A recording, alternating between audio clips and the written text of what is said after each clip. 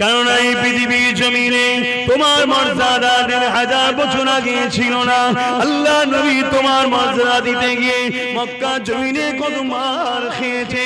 আল্লাহ নবী তোমার মর্যাদা দিতে গিয়ে তায়েফের জমিনে কত মার খেয়েছে। আল্লাহ নবী তোমার মর্যাদা দিতে গিয়ে উহুদের ময়দানে দান্দা মুবারক শহীদ হয়ে গেছে।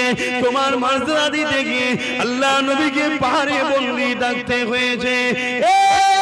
সমাজেরা, আমার মায়েরা, বোনেরা, বেটিরা, ইচ্ছা মতো খেয়াল মতো কাজ করো না গো। আল্লাহ নবী জানিয়ে দিয়েছে আদ-দাইয়ুসু লা ইয়াদখুলুল জান্নাহ, দাইয়ুস কোনদিন জান্নাতে যাবে না। মা হিসাবে ভালোবাসি, বোন হিসাবে ভালোবাসি, মেয়ে হিসাবে ভালোবাসি, সন্তান ভাই ছেলে হিসাবে বলে দিয়ে যায়। আল্লাহ নবী জানিয়ে দিলে জান্নাতের দরজায় লেখা আছে আদ-দাইয়ুসু লা ইয়াদখুলুল জান্নাহ, দাইয়ুস কোনদিন জান্নাতে যাবে না। দাইয়ুসটাকে আল্লাহ নবী জানিয়ে দিলে যে নারী নাকি পরপুরুষের সামনে বিপর্দা হয়ে প্রকাশ হয়, যে নারী নাকি পরপুরুষের সঙ্গে পার্সোনাল গোপনে কথা বলে, যে নারী নাকি পরপুরুষের সামনে নিজের সৌন্দর্যকে প্রকাশ করার জন্য নরম সুরে মিষ্টি কথা বলে, যাতে পুরুষটা আমার উপরে অ্যাট্রাকশন করে, অন্তরের খবর তো আল্লাহ জানে। এ আমার আম্মা বোনেরা, ভাই হয়ে ছেলে হয়ে বলে দিয়ে যায় একসাথে জান্নাতে থাকবো, তাই বুঝিয়ে দিয়ে যায় এই দুনিয়ার মানুষ তোমাকে জাহান্নামের রাস্তায় ঢুকাবার জন্য 1000, 2000, 10,000, 20,000 প্রয়োজন হয় দেবে, কিন্তু তুমি জাহান্নামের খোরা হয়ে যাও। কিন্তু একবার মনে রেখে দাও, তোমার আমার নবী হযরত মুহাম্মদ রাসূলুল্লাহ তোমার আমার জন্য কত কষ্ট করেছে। এমন কোন কাজ করো না যাতে আমার নবী নারাজ হয়ে যায়। আমার আম্মারা, তোমার আমার সংসারে অভাব থাকতেই পারে, কিন্তু ওই রকম অভাব নয় যে অভাবটা আল্লাহ নবী কলিজা টুকরি বেটি ফাতিমা সংসারে ছিল। কেমন সংসার ছিল? 3 দিন রোজা রেখেছে, ইফতারি করবে, সেহরি করবে, কোনো খাবার ছিল না, শুধু পানি দিয়ে ইফতার আর সেহরি করেছে।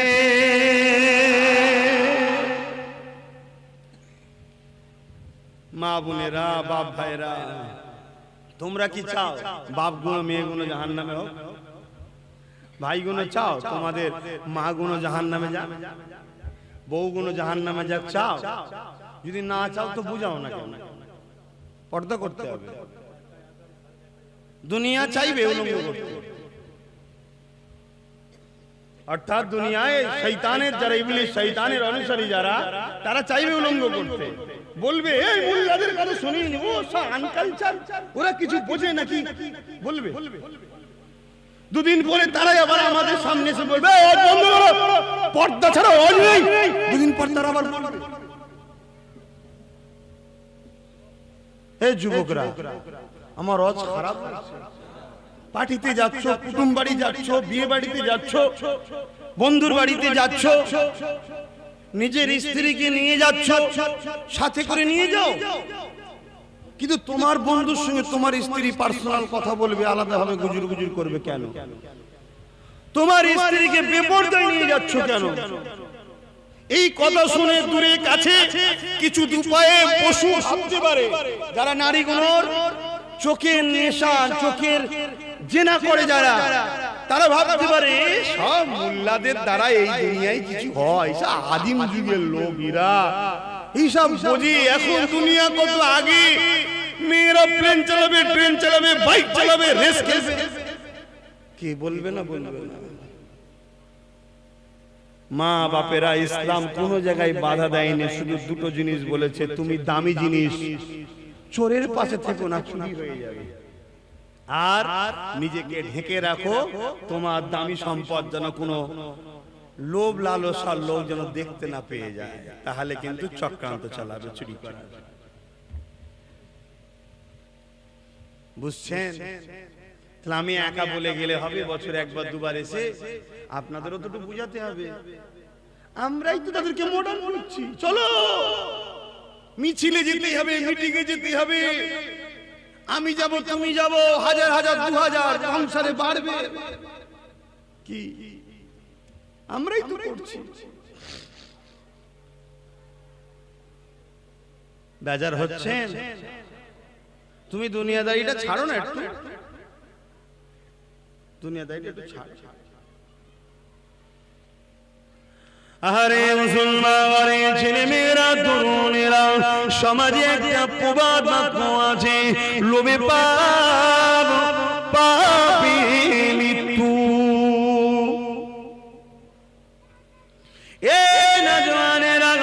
সমাজে আরেকটা প্রবাদ বাক্য আছে, প্রথমে ফিরি খাওয়ানো অভ্যেস করো, তারপরে টিপ দিয়ে সই করিয়ে জায়গা জমি নিয়ে নাও। তাই দেখে নিও, সামান্য কেউ ফিরি দিলে নারীরা যেন বেহুজ্জুদি না হয়ে যায়। মনে রেখে দিও, পর্দা হলো ফরজে আইন, পর্দা করতেই হবে। আমার মা পর্দা করলে ঠেকুয়ার মায়েদের পর্দা হয়ে যাবে না, আমার বোন পর্দা করলে মাদানীপুরের বুড়িদের পর্দা হয়ে যাবে না। এটা ফরজে আইন, প্রত্যেকটা নারীদের জন্য পর্দা করা মহান স্রষ্টা আল্লাহর হুকুম। দুনিয়ার শয়তানদের হুকুম মানতে গিয়ে আল্লাহর হুকুমের বেখিলাফ যেন না হয়ে যায়, অভাবী সংসার হতে পারে। আল্লাহ তোমাকে পরীক্ষা করার জন্য দিয়েছে। মনে রেখে দিও, এই দুনিয়া জমিনেতে আমার রাসূলুল্লাহ যাকে আল্লাহ দোনো জাহানের বাদশাহী দিয়েছে, যার জন্য জমিন আসমান কায়নাত তৈরি করেছে, সেই নবী ফাতেমার ঘরের খবর তো জানো। একদিন নবী পাক ফাতেমার ঘরে গেলে ফাতেমাকে সালাম দিয়ে বললেন, ফাতেমা রে, তোমার ঘরে কি কিছু খাবার আছে? ফাতেমা তখন বলতে লাগলেন, আব্বা জান আপনি বসুন, আমি খাবারের ব্যবস্থা করে দিচ্ছি। এমন সময় দেখা যায় হযরত ফাতেমা ঘরে গেলে নামাজের মুসাল্লা বিছিয়ে দিলে, দুই রাকাত শুকরিয়া নামাজ পড়তে লাগলে, দুই রাকাত নফল নামাজ পড়ে নিয়ে আল্লাহ পাকের কাছে দুটো হাত তুলে দোয়া করে আর চোখের পানি ফেলে ফেলে বলে, ও আমার আল্লাহ, 3 দিন ফাতেমার খাওয়া হয়নি, হাসান হুসাইনের 3 দিন খাওয়া হয়নি, সিরালির 3 দিন খাওয়া হয়নি। আল্লাহ তুমি যাতে রাজি আমরা তাতে রাজি। 3 দিন খাওয়া হয়নি বলে খুশি নয়, 3 দিন হাসান হোসেন খাইনি বলে খুশি নয়, 3 দিন আলী খাইনি বলে খুশি নয়। কিন্তু আল্লাহ আজকে আমার ঘরে এমন একজন মেহমান এসেছে, আখিরি জামানার নবী, তিনি যদি জানতে পারে ফাতেমা সংসারে এত কষ্ট, বেতির কষ্ট শুনে মনে কষ্ট পেয়ে যাবে। আপনার কাছে আরজু আল্লাহ, আপনার দোস্তর জন্য কিছু খাবারের ব্যবস্থা করে দিই। এই যুবকেরা জান্নাত থেকে খাঞ্চা ভরা খাবার চলে আসলো। আমি মূল যেটা বুঝাতে লাগছি, 3 দিন ছোট্ট হাসান হোসেনও খাইনি বাচ্চাগুলো, তথাপি আল্লাহর উপরে অখুশি না। দুটো চোখ দিয়েছে, এই শুকরিয়া আদায় করো। দুটো পা দিয়েছে, শুকরিয়া আদায় করো। দুটো হাত দিয়েছে, শুকরিয়া আদায় করো। মা দিয়েছে, বাপ দিয়েছে, কিডনি দিয়েছে, হার্ট দিয়েছে, রূপ দিয়েছে, যৌবন দিয়েছে, শুকরিয়া আদায় করো। একটু না হয় অভাবী সংসার, তা বলি আল্লাহকে অখুশি করবে? হ্যাঁ, কেউ বললো ফর্ম ফিলআপ করতে হবে তবে লোন দেওয়া হবে, মহিলা ছাড়া লোন দেওয়া হবে না, এমন ষড়যন্ত্র চলছে। মহিলা এক তো সুদ ইসলামে হালাল না হারাম? একটু বলবেন না, সুদ নেন নাকি? বেকার ওয়াজ করে লাভ নেই, বেরিয়ে মনে হচ্ছে কষ্ট পেতে। সুদের কথা বললে কষ্ট পাবে। মাঝে মাঝে ভাবি, সামান্য একটুখানি ক্ষণস্থায়ী আরামের জন্য আমরা কত বড় বিপদের রাস্তায় যাচ্ছি বুঝতে পারছি না। সুদ হালাল না হারাম? সমাজে বড় প্ল্যান করে আমাদের ইসলামে যেটাকে হারাম সেটা ইসলামের অনুসারীদের মধ্যে ঢুকাবার জন্য একদল শয়তানের চেলারা চেষ্টা করছে না করেনি? এবার এই কথাটা যখন বলবো, শয়তানের চেলারা আমাকে রুকার চেষ্টা করবে না করবে না? করছে। কারো নাম বলেছি, কোন দলের কথা বলেছি, কিন্তু তারপরেও যখন দেখবেন কেউ বলবে চলবে না, জানবেন ওই সেই শয়তানের চালা, বুঝলি? মনে মনে শুধু চিনে নেবেন আর দূরে থাকবেন, কথা বাড়াতে যাবেন না, ঝগড়াই যাবেন না। কথা বুঝছেন না? চিনে নিন শুধু। আল্লাহ নবী কত কষ্ট করেছে এই অসৎকে বন্ধ করতে গিয়ে। আজকে সুদের জন্য হাজারো হাজারো কৃষক আত্মহত্যা করে ফেলছে। যদি সুদ না থাকতো তাহলে কৃষক কি আত্মহত্যা করতো? সুদ সিস্টেমটা কত জঘন্য বুঝতে পারছেন? কত জঘন্য কাজ ইসলাম হারাম করেছে। খবরদার, আজকে প্ল্যান চলছে বেশ কিছু দেশে, এমন সিস্টেম করে দিয়েছে যে নারী ছাড়া লোক সুদ দিয়ে হবে না, নারীদের যেতে হবে।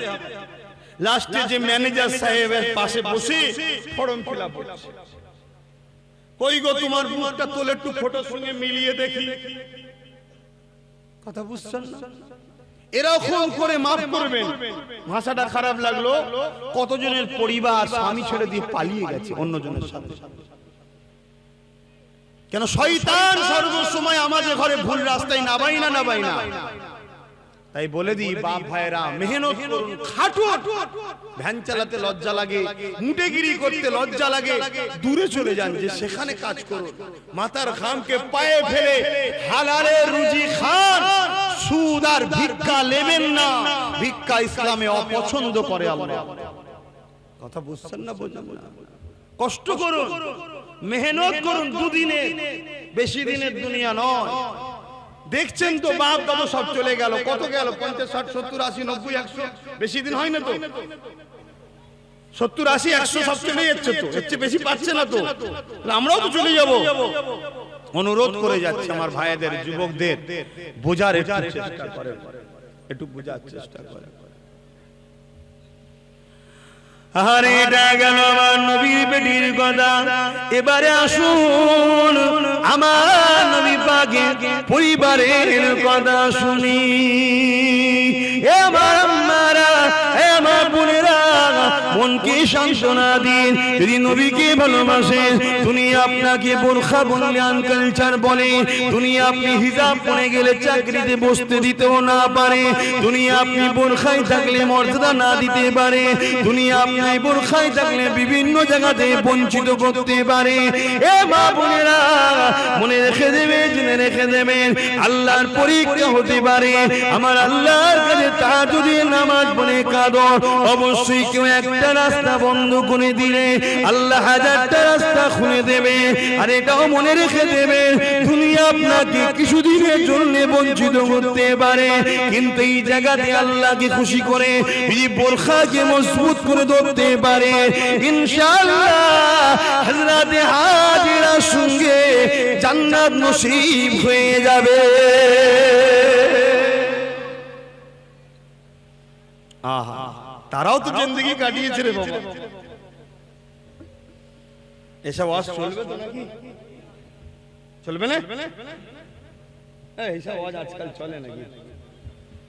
এইসব বুড়োদের ওয়াজ, বুড়োরা আসবে আর বুড়োরা ওয়াজ করবে, সব ঠিক আছে। জন ছেলেদের কাছে ওয়াজ চলে না, জন ছেলের কাছে চলবে আলাদা ওয়াজ। আহা, নিঃশ্বাসের কোনো বিশ্বাস নেই বাপ। এইটাও শুনে রেখে দাও, পুরুষরা, পুরুষদের বলে যায়, একটা নারী জান্নাতে যাওয়া কিন্তু খুব সহজ। শুনছেন? একটা নারীর জান্নাতে যাওয়া খুব সহজ।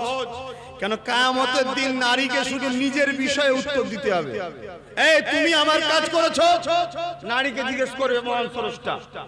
বান্দি যদি বলে করে ফেলেছি, সব দেখিয়ে দেয় যে হ্যাঁ আমি এই কাজ করেছি, আপনার ডিউটি পালন করেছি, যাও চলে যাও জান্নাত। কিন্তু একটা পুরুষ চারজনের বিষয়ে উত্তর দিতে হবে। কে? নিজের মা, উপযুক্ত যদি বড় সন্তান থাকে তার মায়ের বিষয়ে কিন্তু এই পুরুষকে জিজ্ঞেস করা হবে। শুনছেন? দ্বিতীয় নম্বর কে? স্ত্রী। শুনছেন? স্ত্রী যদি ভুল কাজ করে, স্বামী জাহান্নামে, ও আল্লাহ ওকে জিজ্ঞেস করুন না ছিলিস কেন একসাথে। শুনছেন তো?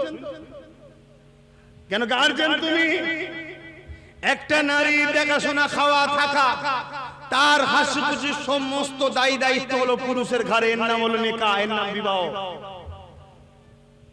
নারীরা কত সুন্দর, ছোটবেলায় বাপ মার ডিউটি, প্রাপ্ত বয়স্ক হলো এই নারীর ডিউটি, দায়ভার তার গার্জেন, তার দেখাশোনার সমস্ত দায়িত্ব তার স্বামীর।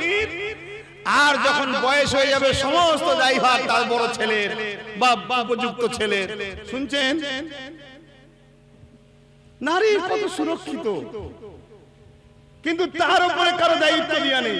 সে তার নিজের দায়িত্ব শুধু পালন করবে। তুমি আল্লাহর দাসত্ব করেছো কি বলো। তারপরে তার বোন ঠিকভাবে চলেছে কিনা, ছোট বোন বড় ভাইয়ের বিষয়ে তার উপরে যদি বয়স হয় তাকে জিজ্ঞেস করা হবে। তারপরে রাসূল বলছে জাহান্নামে নারীদের সংখ্যা বেশি আছে। কেন কি গো, জানেন না কেন? আমার মনে হচ্ছে তোমাদের পছন্দ হয় না। কি ব্যাপার, খিদে পেয়েছে কি? খেয়ে বসে শুধু কি হয়েছে? কি হয়েছে? রাগটা না? আমি কিছু ভুল করেছি?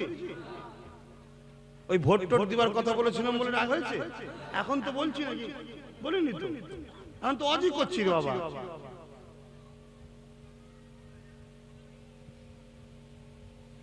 মনে কষ্ট নিলে বলুন দোয়া করতে, আর না গায়ে লেগে গেছে। যাবি কোথা বাবা, মানতে হবে, কিছু করার নেই, মানতেই হবে। যে আমায় সৃষ্টি করেন সে যদি আমার উপরে জোর চালাতে পারে, আর যে সৃষ্টি করেছে তার হুকুম অনুযায়ী না চলি সে ছেড়ে দেবে?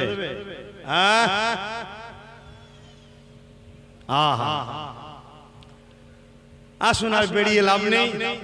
আপনাদের মনে কষ্ট হচ্ছে, আমি একটু দোয়া করে দিই, কেন সময় অনেক পার হয়ে যাচ্ছে।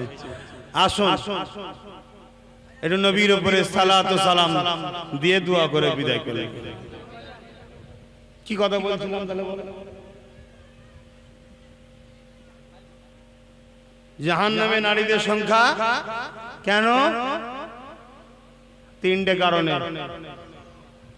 প্রথম নম্বর হলো বেপরদা, দ্বিতীয় নম্বর হলো স্বামীর সম্পদ, স্বামীর অবর্তমানে ভুল রাস্তায় খরচ করা। সম্পদ বলে টাকা পয়সা, ছেলে, জমি জায়গা, এটাও যেমন। স্ত্রী তুমি নিজেও স্বামীর সম্পদ। কথা বুঝে আসছে না? নাই তুমি স্বামীর ইজ্জত। আশা করছি সব বুঝতে পেরেছি। তিন নম্বর হলো বদদুয়া। স্বামীরা একটুতেই, মেয়েরা একটুতেই বদদুয়া করে, দেখবেন। বদদুয়া করে না? করে না? হ্যাঁ, বদদুয়া করে ফেলে। পুরুষরা হলো তো রাগ মিটিলে, ধরে ধুমধাম পিটিয়ে রাগ মিটিলে। মেয়েরা তো পারেনি ধরতে, মারতেও পারেনি, লাস্টে বসে বসে বদদুয়া করে। এই বদদুয়াকারীকে আল্লাহ পছন্দ করে না। এই তিনটে কারণ। এই তিনটে জিনিস যদি স্ত্রীরা মেনটেন করতে পারে, রাসূল বলছে আমি জিম্মেদার হচ্ছি ওই মেয়েকে সাথে করে জান্নাতে নিয়ে যাবো। জোরে বলুন সুবহানাল্লাহ। কিন্তু একটা পুরুষের কত ডিউটি, হালাল ইনকাম করে নিজেকেও খেতে হবে, স্ত্রীকে খাওয়াতে হবে, বাচ্চাদের খাওয়াতে হবে, মা বাপকে খাওয়াতে হবে। হালাল ইনকাম করে স্ত্রীকে থাকার জায়গা করে দিতে হবে, তার জামা কাপড় পরনা, তার বিমারের চিকিৎসা, তার সুখে দুঃখে সব দায়িত্ব নিজের ট্রিটমেন্ট করতে পারছি। রোগ হলে ডাক্তার যাওয়ার সময় নেই, এই মেহমান, এই জলসা, এই নিয়ে ব্যস্ত, আবার কাঁধে রয়েছে। কথা বুঝছেন না? কত জ্বালা। এরপরও কিন্তু আল্লাহ তাআলার ডিউটি পালন পুরুষরাই করে যাচ্ছে। তাই রাসূল বলল জান্নাতে নারীদের সংখ্যাই বেশি হবে। তা আমার মা বোনেদেরকে বলবো, এগুলো রাসূল আগে থেকে বলে গেছে বলে তো আমাদের সতর্ক হবার রাস্তা রয়েছে। রাসূল বলল তিনটে কারণ, ওই তিনটে জিনিস ছেড়ে দিলেই তোমরা বেঁচে যাই। একটা হলো স্বামী বেপরদা হবে না, দ্বিতীয় নম্বর স্বামীর সম্পদ, স্বামীর সম্পদ স্বামীর অবর্তমানে কোনো জায়গায় খরচ করবো না। ধন দৌলত, ছেলে পুলে, জমি জায়গা, টাকা পয়সা এবং নিজেও, ওটা আপনি স্বামীর সম্পদ। তিন নম্বর কি? বদদুয়া করবো না। এই তিনটে কাজ তো সহজ রাস্তা তো, কিন্তু হাই রে কপাল, একটু সাজগুজু না করে বাইরে বেরোলে হয়। না বাবা, এই খারাপ লাগছে, আমাকে খারাপ লাগছে না, এইসব কথা বলবো নি, থুক করি ফেরত নিচ্ছি। তবে আসুন আমার রসুলের শুধু পরিবারের একটা কথা বলবো, আমার আম্মা বোনের একটু মন দিয়ে শুনবেন, ভুল আমায় বুঝবেন না। মা বলে ডেকেছি, আপনি আমায় ছেলে বলে ভালোবাসেন তাই। বোন বলে ডেকেছি, আপনি আমাকে ভাইজান বলেন তাই। তাই দুনিয়াতেও আপনাদের জন্য লড়ছি, লড়তে গিয়ে গাল খেতে হয়েছে, দালাল বলেছে, অনেক কিছু বলেছে, আবার লড়ছি যাতে পরকালে একসাথে জান্নাতটাও যেতে পারি। জোরে বলুন সুবহানাল্লাহ। আমায় ভুল বুঝবেন না আমার আম্মা জানেরা, আমার বোনেরা, ভুল বুঝুনি। দুনিয়া তোমায় লোভ দেখিয়ে জাহান্নামে নিয়ে যাবে। কেন? ইবলিস সর্বসময় চায় মানুষকে বোকা বানাবো। আমার উপরে কিন্তু সব থেকে ইবলিসের রাগ বেশি। কেন? আমার জন্য আল্লাহ করে হাজার হাজার যুবক ছেলে নামাজ ধরেছে, হাজার হাজার বোন পর্দা করছে, নামাজ পড়ছে, ওয়াজ শোনে, কথা বুঝে আসছে। এই জন্য আমার উপর ইবলিসের খুব রাগ।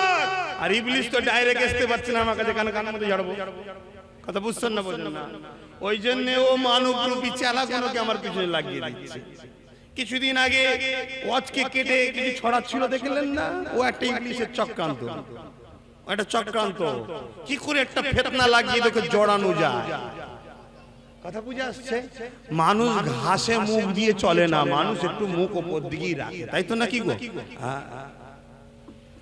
তবে আপনাদেরকে বলে যাব, ঠান্ডা মাথায় কাজ করুন দেশের স্বার্থে।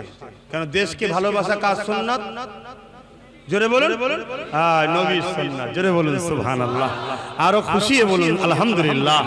আমরা এমন একটা ধর্মের অনুসারী হয়েছি, আমরা যদি দেশকে ভালোবাসি তাও সওয়াব, অমুসলিম ভাইদেরকে ভালোবাসি তাও সওয়াব, হিন্দু দলিত আদিবাসীকে যদি খানা খাওয়াই তাও সওয়াব, তাদের পরনার গায়ে কাপড় দিই তাও সওয়াব, তাদেরকে উচ্চ বিপদে পড়ে চিকিৎসার জন্য টাকা দেবো তাও সওয়াব, তাদের কারো ঘর নেই টেরপল ঘরের ব্যবস্থা করে দেবো তাও সওয়াব, তাদের মেয়ের বিবাহের জন্য অর্থের প্রয়োজন দেবো তাও সওয়াব, নিজের দেশের জন্য আমরা কথা বলবো তাও সওয়াব। জোরে বলুন সুবহানাল্লাহ। আহা কত সুন্দর! নিজের স্ত্রীকে একটা কাপড় কিনে দিয়ে বলবো, এনাও এটা খুশি করে তোমায় দিলাম, তাও সওয়াব। জোরে বলুন সুবহানাল্লাহ। নিজের বাচ্চাকে কাপড় কিনে দেবো তাও সওয়াব, নিজের মেয়েকে কাপড় কিনে দেবো তাও সওয়াব। আর মা বাপকে দিলে তো সওয়াবের শেষ নেই, অনেক সওয়াব, কথা বুঝে আসছে? নিজে একটা নতুন জামা পরবো তাও সওয়াব। জোরে বলুন সুবহানাল্লাহ। কিন্তু পড়ার সময় শুধু একটু ভেবে নিতে হবে, আহা আল্লাহ দিয়েছে, ব্যাস ওইটুকুই হয়ে গেল, আর কিছু না। আল্লাহর কিছু চাইনি, বাস তুই আমাকে স্মরণটা একবার করে লে, আরে আল্লাহ দিয়েছে। আমার আল্লাহ বলছে এত খুশি হব, দিয়েও তো দিয়েছি, আবার তোর আমলনামায় নেকিও দেবো। জোরে বলুন সুবহানাল্লাহ। কিন্তু হাই রে কপাল, আমাদের এই স্মরণ করার সময় নেই। আসেন আমাদের দিকে সময় চলে যাচ্ছে। আম্মা জান হযরত আয়েশা সিদ্দিকা রাদিয়াল্লাহু তাআলা আনহা আমার রাসূলুল্লাহকে একদিন ডাক দিলেন, ইয়া রাসূলুল্লাহ হাবিবাল্লাহ, হুজুর আপনি আমার ঘরে একটু আসুন, আমি আয়েশার বড় জরুরি দরকার আছে। আল্লাহ নবী বললেন, আয়েশা রে আমি বড় ব্যস্ত রয়েছি। আল্লাহ নবীকে বললেন, ইয়া রাসূলুল্লাহ হাবিবাল্লাহ, সামান্যটুকু একটু কথা রয়েছে। আল্লাহ নবী ভেতরে প্রবেশ করলেন হুজরা মুবারকের মধ্যে। আল্লাহ নবীকে আম্মা জান আয়েশা বলতে লাগলেন, ইয়া রাসূলুল্লাহ হাবিবাল্লাহ, হুজুর আমার পরনার কাপড় ছিঁড়ে গেছে। স্বামীকে স্ত্রী শোনাচ্ছে, আমাদের পরনার কাপড় ছিঁড়ে গেছে।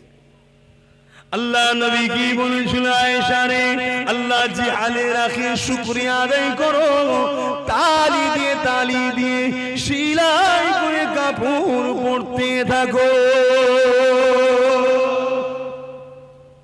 আজকে বললে কেউ থাকবে তো সংসারে? হ্যাঁ আমার আম্মা বোনেরা, খবরদার, আপনার আপন হলো আপনার স্বামী, তাই তো নাকি? স্বামীর কথাটুকু বুঝবেন। হ্যাঁ আওকাত আছে, দেয়নি ও কুঞ্জুসকে, তাহলে সাইজ করা দরকার। অনেকের আওকাত আছে, দিতে চাইনি, আছে না নাই? সব জায়গায় খরচ করবে আর ঠিক জায়গায় নেই, এটা আবার ভুল। কিন্তু যাদের আওকাত এমনও সংসার আছে, সেই সংসারে আমার কোনো আম্মা বোন যেন স্বামীকে যেন জোর না করে, কেন স্বামী কষ্ট পাবে। সে কত মাথার ঘামকে পায়ে ফেলে বাইরে গিয়ে ঘুরে ঘাড়ে কত লোকের গাল শুনে আর শুনে, ভ্যান যদি একটু আস্তে চালায় তাড়াতাড়ি আছে সেই বেচারি ঘেমে ঘুমে নিয়ে যায়। তারপরে যাওয়ার পরে দেখা যাবে আবার ছিঁড়া নোট দিচ্ছে, দাদা এটা চলবে না, জুতো দেখেছি জুতিয়ে মুখ ছুঁড়ে ফেলবো, টাকা লিবিনি তার মানে কত রকম কথা শুনে 2 পয়সা নিয়ে আসে। ঠিক না? সবার ইনকাম তো সমান নয় রে বাবা, সবার নসিবটাও তো সমান না। যারা গরিব তাদের কত কষ্ট, কিন্তু গরিবের কথা কে ভাববে?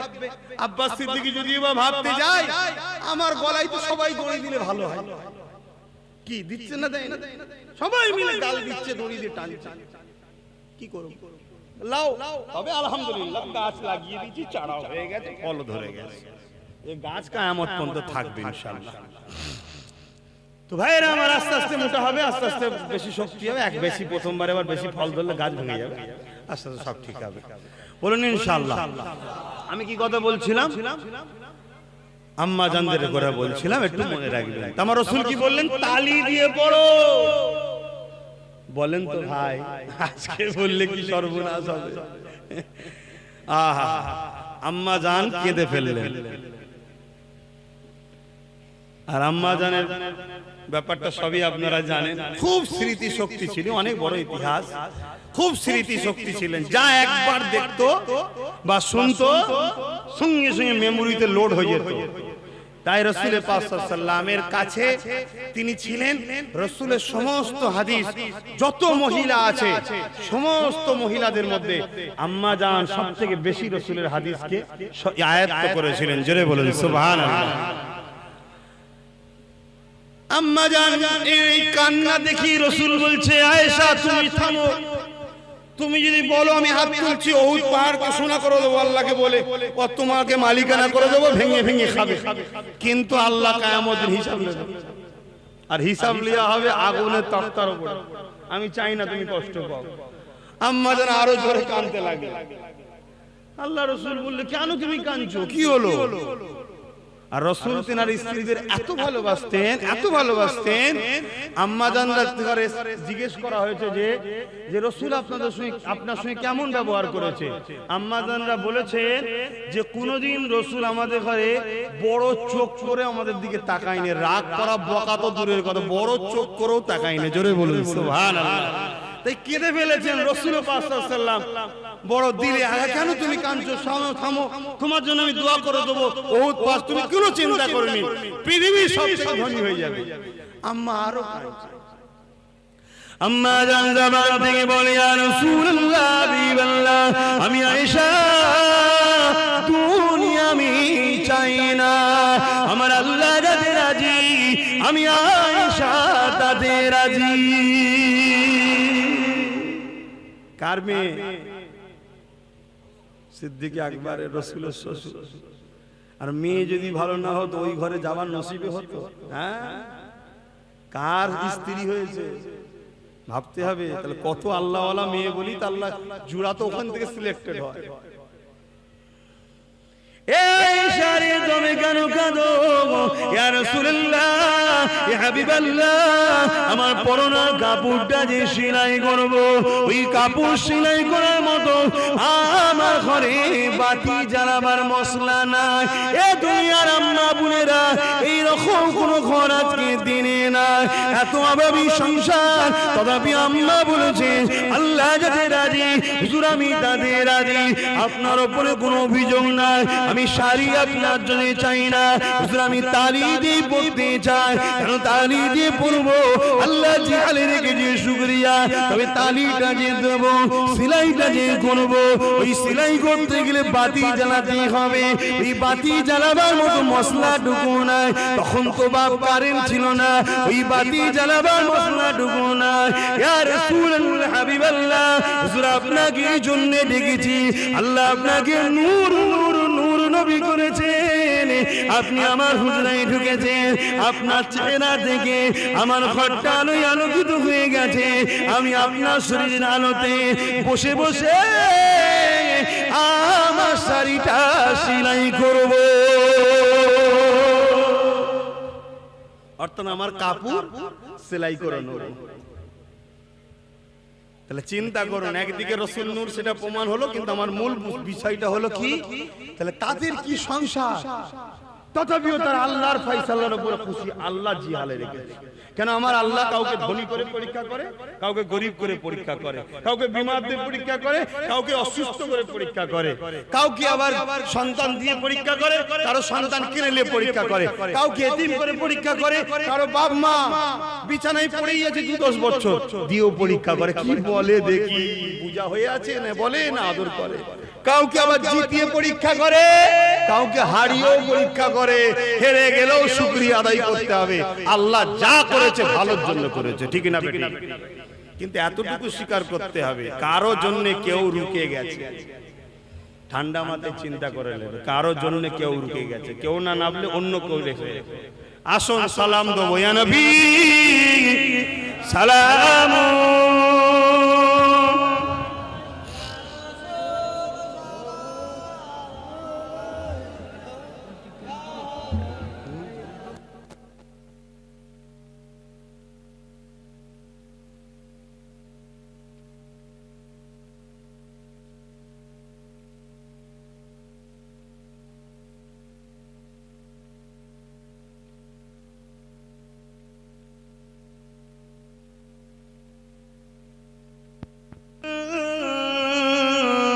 بدر على